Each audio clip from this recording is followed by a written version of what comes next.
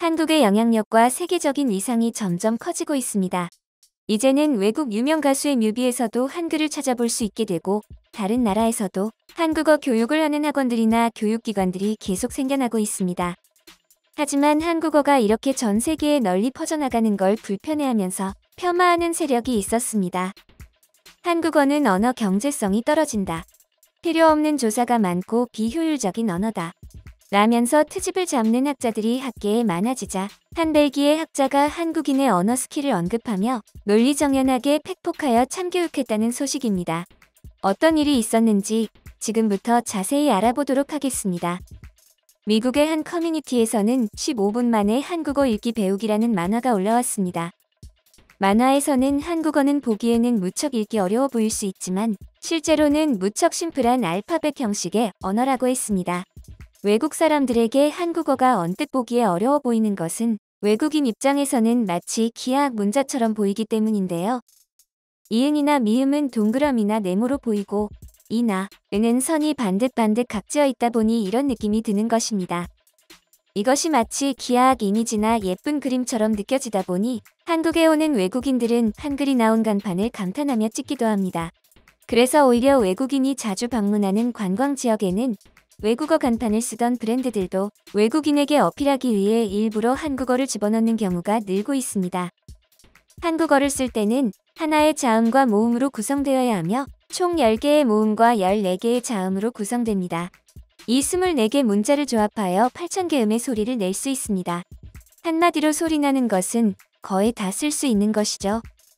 해당 만화는 한글의 조합에 따라 나는 소리를 쉽게 가르쳐 주었고 300개가 넘는 감사 댓글이 달렸습니다. 이런 감사 댓글 중에는 한국어의 특성을 드러내는 재미있는 의견들이 있었습니다. 좋은 강의 감사해요. 난 이제 읽고 쓸 수 있어요. 그런데 아직 한국어 대화의 내용은 여전히 이해 못하겠네요. 한국어를 몰라 유창하게 말할 수는 없지만 단어의 의미를 몰라도 읽을 수 있고 쓸 수 있으며 사람들이 말하는 소리를 듣고 한글과 연결시켜 쓸 수 있습니다. 한국어를 공부하는 많은 사람들은 그 문장이 실제 어떤 뜻인지 모르면서도 읽고 쓸 수는 있는 경우가 많아요. 실제로 이 댓글에서 나온 것처럼 한국어를 배우는 외국인들은 아직 초보자라 내가 읽는 한국어의 뜻이 무엇인지는 잘 알지 못하면서도 읽고 쓰는 건 잘하는 경우가 많습니다. 예를 들어서 고음질의 방수 이어폰라는 뜻을 외국인이 이해할 수 없어도 소리내어 읽을 수는 있습니다. 반면에 일본어나 중국어는 조금 사정이 다릅니다. 중국어는 표의 문자고 일본어는 히라가나나 가타가나 같은 표음 문자를 사용하고 있지만 한자를 섞어 쓰는 언어입니다. 예를 들어 우리가 여기를 독차지했네요 라는 말을 중국 한자로 표기했을 때 문장의 한 글자 뜻과 음을 다 알아야 합니다. 그렇다 보니 새로운 한자가 등장할 때마다 뜻과 소리나는 법을 새롭게 익혀야 하기 때문에 심지어 원어민일지라도 때로는 읽는 법을 헷갈릴 때가 많습니다. 그래서 일본인들의 경우에는 자기소개를 할 때 자기 이름을 어떻게 읽는지 알려주기도 하고 잘 안 쓰는 한자가 이름에 들어갔을 경우는 당신의 성씨는 어떻게 읽으면 되나요? 라고 상대방 측에서 먼저 물어보기도 합니다. 이렇게 한글의 우수성은 전 세계적으로 널리 알려지고 있지만 반대로 문자인 한글이 아닌 언어로서 한국어는 영어보다 효율성이 떨어진다는 편견이 있었습니다. 한국어의 장점은 어순에 상관없이 의미 전달이 가능하다는 점, 다양한 조사들이 존재한다는 점인데 이것이 과연 실용적이라고 볼 수 있냐고 의문을 던지는 사람들이 많았죠. 하지만 벨기에의 언어학자 마르티너 로베이츠가 이런 의심에 정면으로 반박했습니다. 그녀는 평소에도 강의나 세미나에서도 한국어의 뛰어남을 언급하면서 자신의 벨기에 동료학자들 또한 한국어를 깊게 연구하고 나서 한국어가 언어 경제성이 떨어진다는 편견을 버리게 됐다고 자주 말하고 다녔는데요. 그녀는 일본어, 한국어 및 트랜스유라시아어를 연구한 논문에서 한국어는 소리 하나만으로 다양한 상황에서 다양한 감정 표현을 할 수 있다고 밝혔습니다. 대표적으로 전화통화를 할 때도 어라는 한 글자만 말해도 억양 차이나 반복 여부에 따라 다양하게 쓸 수 있습니다.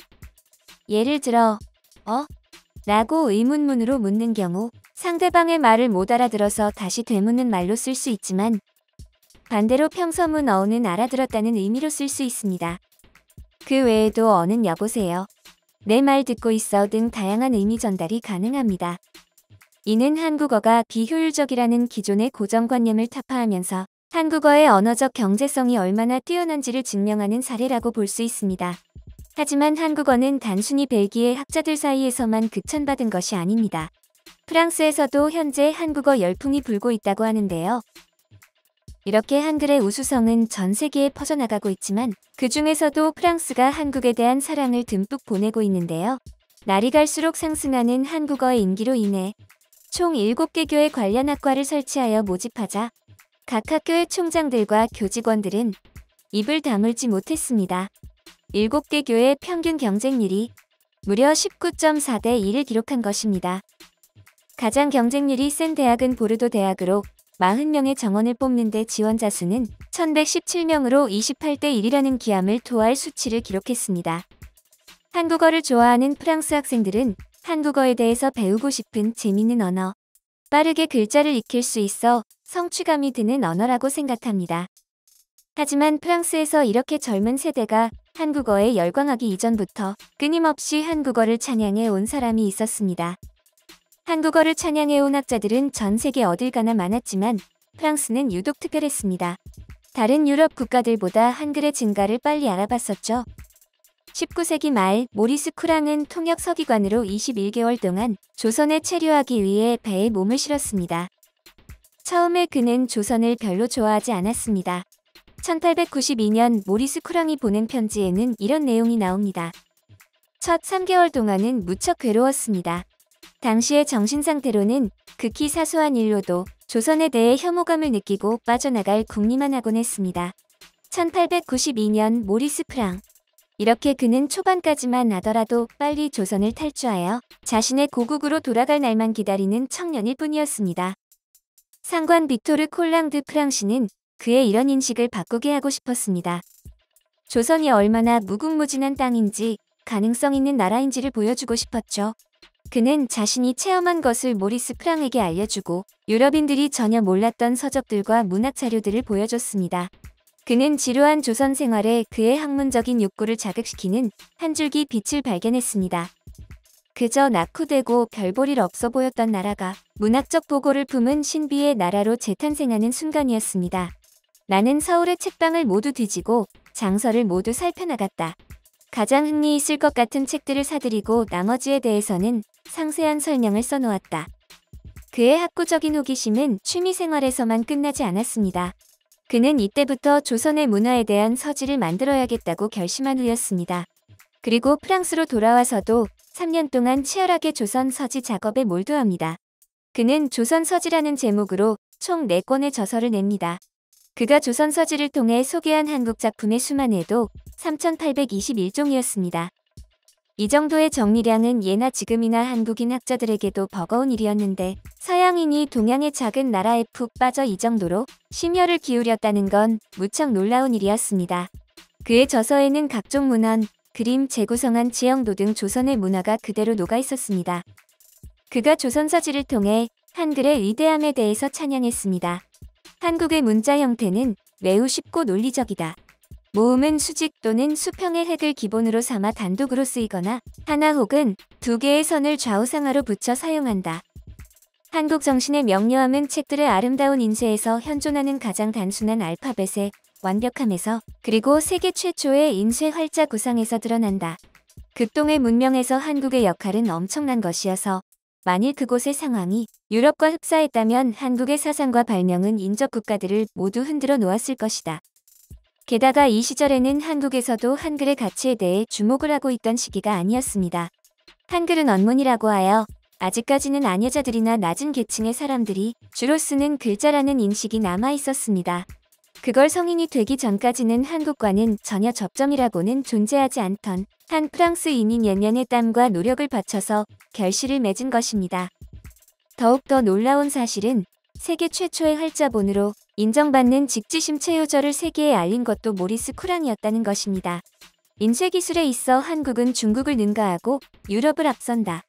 1403년 조선조 3대 임금인 태종은가장 자주 쓰이는 글자 10만 자를 선택해 동으로 활자를 주조할 것을 명했다. 이렇게 한국을 알리는데 여념이 없던 청년은 조선의 문화와 역사를 더 깊게 연구하기 위해 다시 서울로 돌아가기로 희망했지만 안타깝게도 그 꿈은 이루어지지 않았습니다. 노년 시절 그는 교직 생활 마지막 몇 년 동안 조선에 대해 강의를 하면서 못다한 꿈의 한을 풀어냈습니다.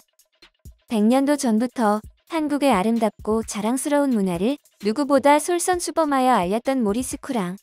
그의 영혼이 편안히 잠들었기를 바랍니다.